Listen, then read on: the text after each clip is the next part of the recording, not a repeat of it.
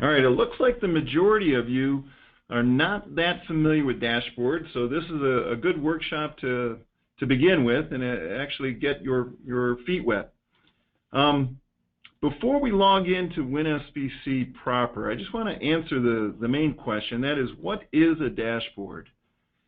In WinSPC's world, a dashboard is a summary of many different products and/or processes on a single screen. That summary is typically comprised of a combination of charts and/or statistics. It can be refreshed at a set interval of time, for instance, maybe once every minute or so. And in many cases, users can interact with the data, drilling down for more information or digging in deeper. Let's launch into WinSPC, and we'll take a look at a few live examples of a dashboard. So we display or run a dashboard by right-clicking on a part or a folder or a data set and selecting the View As option.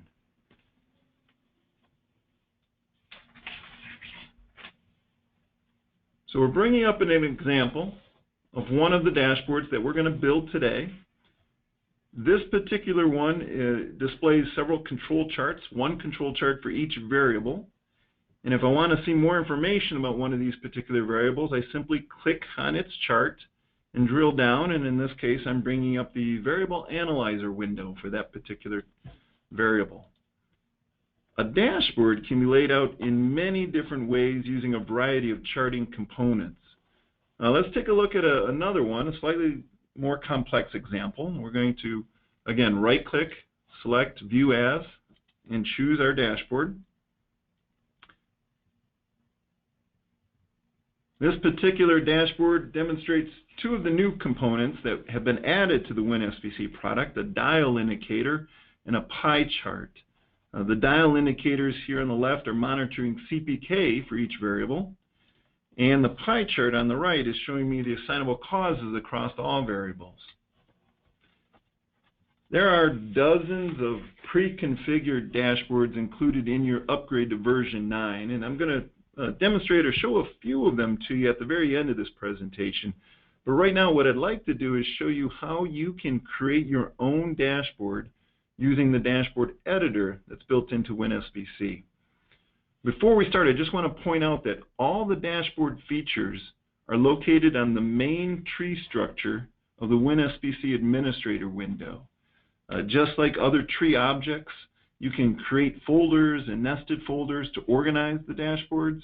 You can cut, copy, paste, and delete by right-clicking on an object. And you can also export dashboards and share them with other sites or plants within your organization. All right, let's create a new dashboard by right-clicking in a folder, selecting New, and giving it a name. Once we've named our dashboard, then we're going to double-click on it to edit it. And what appears is the dashboard designer or editor. And in here, you'll see that it's comprised of three main areas. On the right is the preview area, and it's where we're going to start in a moment when we click to add components. In the upper left-hand corner is a list of components used in our dashboard. And in the lower left-hand corner are the properties or actions that we'll use to customize the look and feel of the dashboard. We'll look at each of these in more detail in a moment, but for now, let's start by creating a simple dashboard by first clicking where it says Click to Configure. And what appears is the dashboard component selector. This window is broken into two sections. The section on the top contains the organizational components, which are used to group things. There are a variety of options to choose from, including splits, grids, labels, and single views, and we'll touch on some of those in a moment. Below in the bottom are the multivariate components that are used to summarize multiple variables or multiple attributes. There's also an Actions button that can be used to launch reports right from the dashboard itself. Let's start by selecting a variable grid as our organization. A variable grid is going to give us one box per variable. And once we make our selection, we'll see a representation of what that looks like in our preview pane. And now what I'm going to do here is I'm going to click into the cell of the grid and select a component that will be used within that particular grid. Notice that the choices of organization components and visualizations have changed. The choices are based on the area of the dashboard that I'm trying to configure. For this example, let's choose a chart visualization. All right, at this point, I am technically done. I have created my first dashboard, and to prove it, I'm going to show you what it looks like by exiting and saving this dashboard, then right-clicking on a folder within my admin screen, selecting View As, and choosing the dashboard, and voila, you'll notice that I have a dashboard. Now, this particular dashboard, and all dashboards for that matter, are dynamically producing the number of charts needed depending on the folder or the part that I've selected. So if this particular folder had contained 100 different variables, I'd be looking at 100 different charts at this moment. All right, well, that was pretty simple. Let's go back to editing that particular dashboard, and we're going to make some changes to its behavior. Right now, it's just a static view of the data. What I'm going to do now is I'm going to select a component in the upper left-hand window and edit its properties in the Actions window in the lower left. So we're going to start by first selecting the dashboard itself and changing the property for border style to be maximized. Now, whenever we launch or open this dashboard, it's going to default to full screen mode. Unlike before, you saw it was in a minimized window. Next, let's change the properties of the variable chart. So I'm going to select variable chart in the upper left-hand window, and its properties are now displayed below in the lower left. I want to change the default chart type on this screen from an X bar and R chart to an X and moving range. So I select that field, and from a drop-down list, choose the appropriate chart. If I wanted to, I could further filter the data that's being displayed on this chart by selecting a data filter. Some of the common options include I could restrict it to a specific date range, say this week, specific tag entries, or even a specific user. For this particular example, I'm not going to do any data filtering. What I am going to do, however, is I'm going to change my chart scheme. Chart schemes were first introduced in version 8. I'm not sure if any of you have been using them. They've been greatly enhanced in version 9 of WinSPC.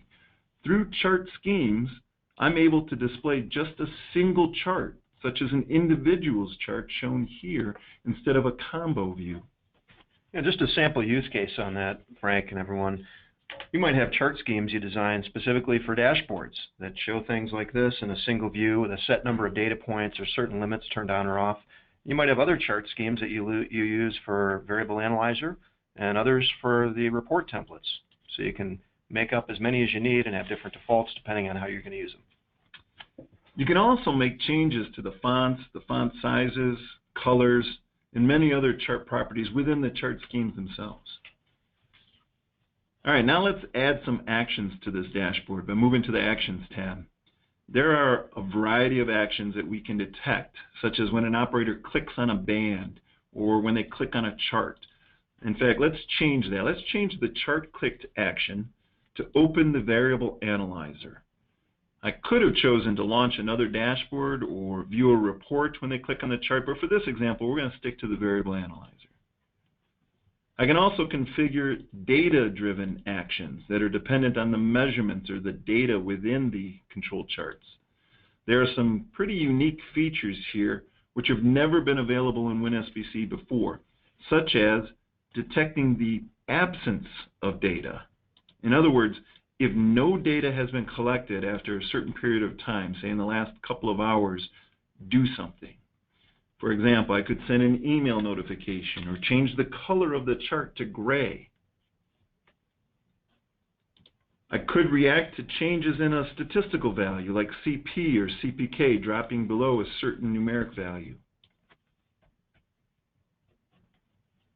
I could also look for violations in the data, and when I see a violation, do something. In this case, I'm going to look for a violation and I'm going to highlight the panel by changing its background color to red. There are some other pretty unique features here, such as saving a report to a folder on your network. In a way, this is like a report scheduler that you can use to create reports whenever you have a data violation or have collected new data. Or you could have an email automatically sent to you with the report attached. All of these rules and actions give managers a much broader way to monitor data collection activities. And keep in mind, these actions that we're editing here work in addition to the control test templates that you're using during your data collection activities.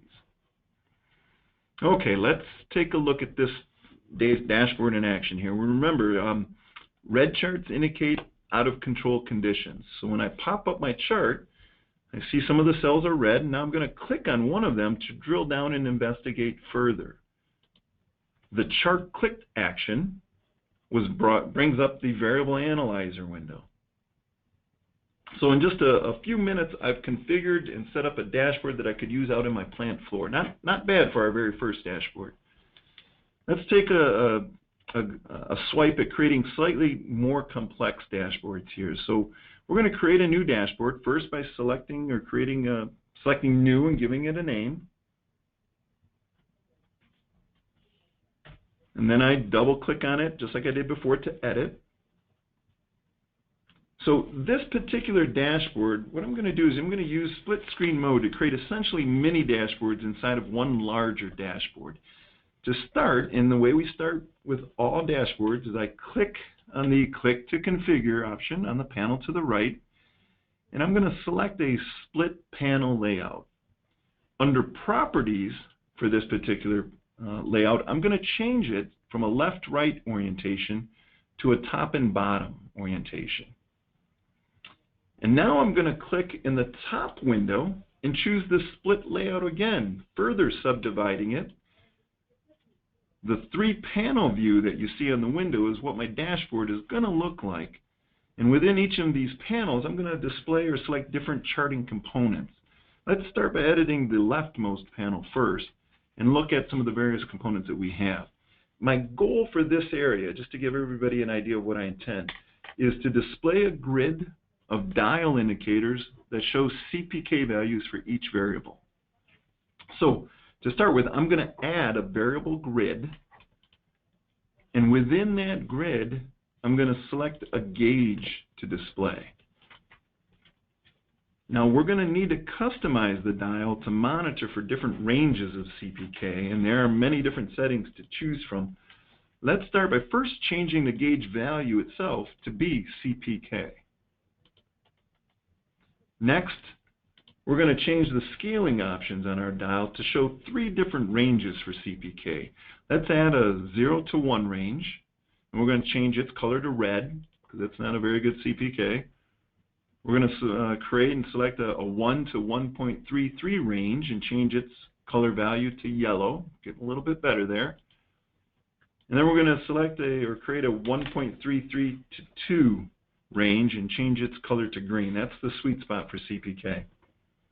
We're also going to tweak the font sizes here just to make it a little bit more pleasing to the eye, and a little bit more legible on the screen.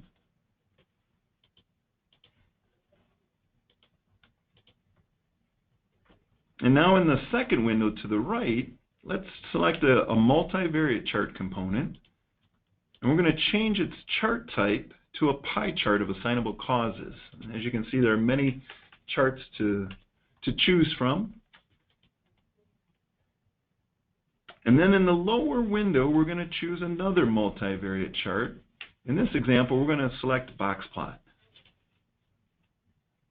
And there we have a visual representation of what our dashboard is going to look like. Let's test it. So we're going to click OK to save it.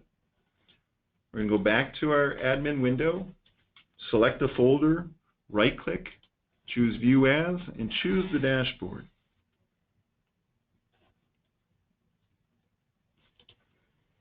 And there you have a slightly more complex dashboard. We're looking at dial indicators on the left of CPK, giving a status of how capable our individual variables are behaving.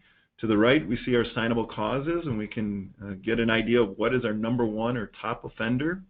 And then down below, we see a box plot of all the different variables that we're looking at and their variation. And typically, if we zero in on the particular variable that has the most variation, that's probably the variable that has the number one assignable causes.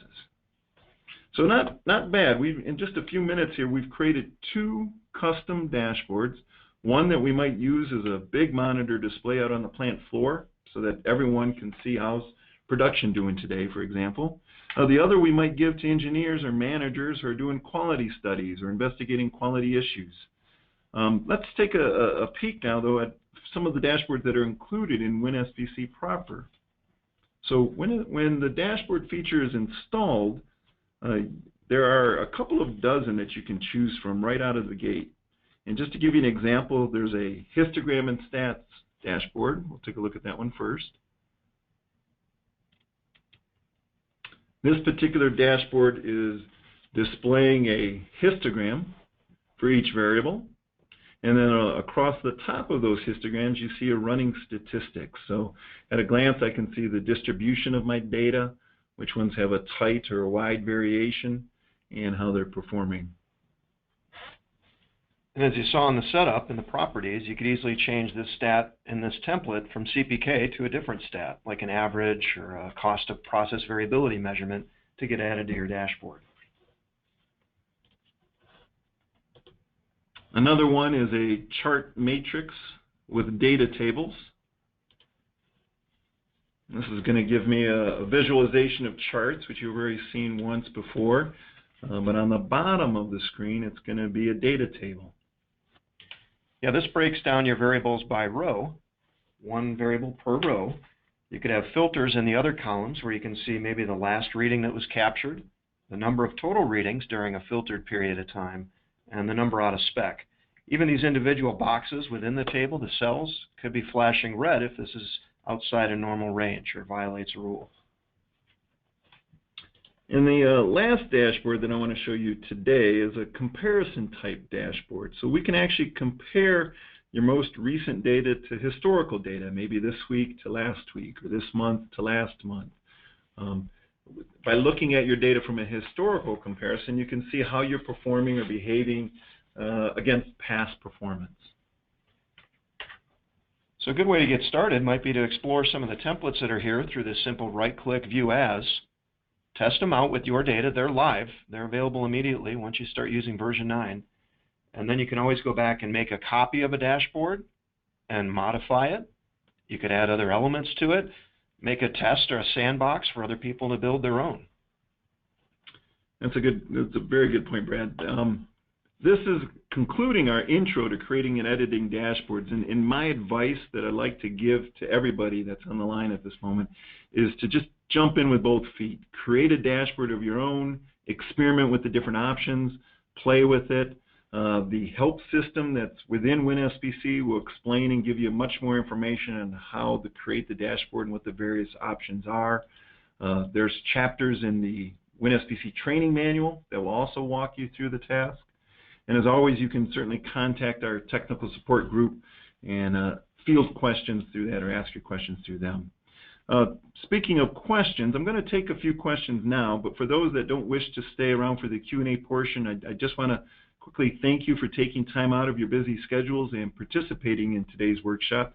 We plan on offering more of these in the future, probably once every other month or so, so be on the lookout for an announcement for the next event. And by the way, when you do leave today's meeting, you're going to be getting a brief survey. What I would ask you to do is please take a few minutes to fill that out. It'll help us get a better understanding of what topics are important to you and which ones that we can prepare future webinars for.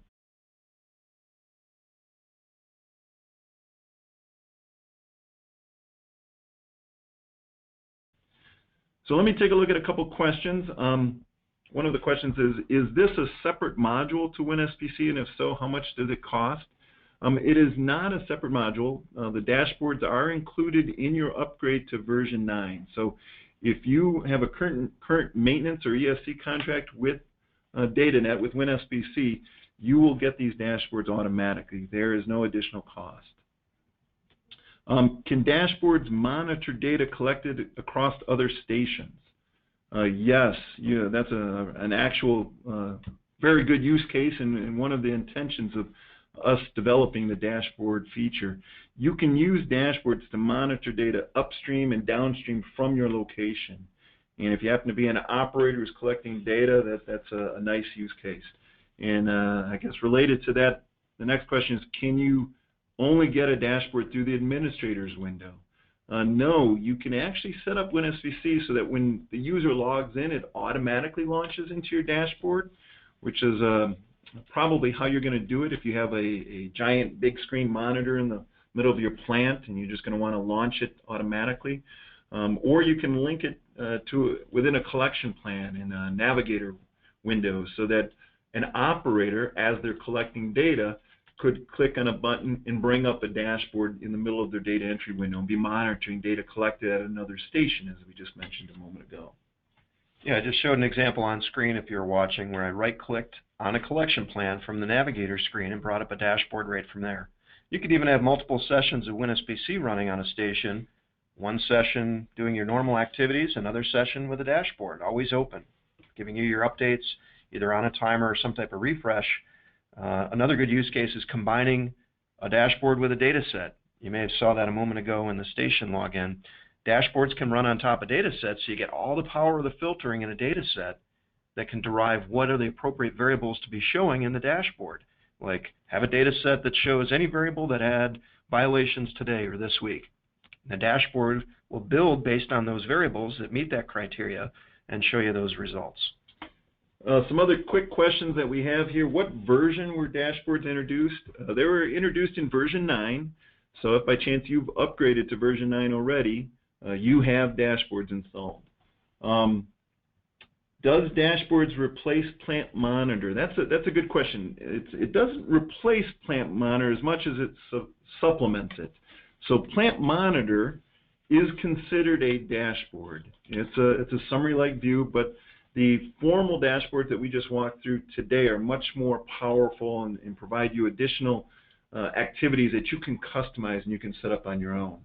But Plant Monitor is still in the product, and you still have access to it. Yeah, a nice feature within Plant Monitor is that you can still acknowledge variables and violations with the click and the drill down. And a lot of our customers use it that way as a kind of a way to sign off on events as they occur. Somebody had asked if there's, because we're recording the session, and they asked if this recording can be viewed afterwards. Yes, once we're done with today's session, we're going to package up the recording and make it available to everybody on our website. Can dashboards be updated automatically? Yes, you can actually set it up so that dashboards are updated based on a timer. So as an example, you might say once a minute refresh the dashboard, or once an hour. By refreshing the dashboard at whatever interval time that you select, it is giving you real-time information.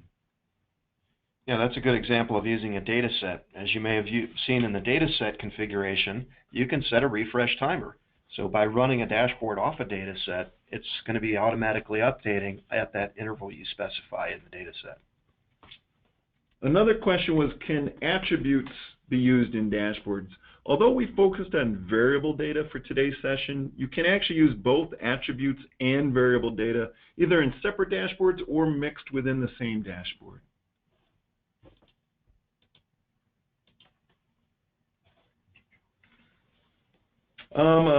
Another question that just came in was, is there going to be a calendar for future workshops? Yes, we're still putting the workshop calendar together, and we're still working on the content, but as soon as we have that, again, we'll make it available to everybody on our website. I don't know if anybody follows us on our social media sites, but I would encourage you to check us out on Facebook, LinkedIn. Those are the most common ones, and again, we'll be posting the information there.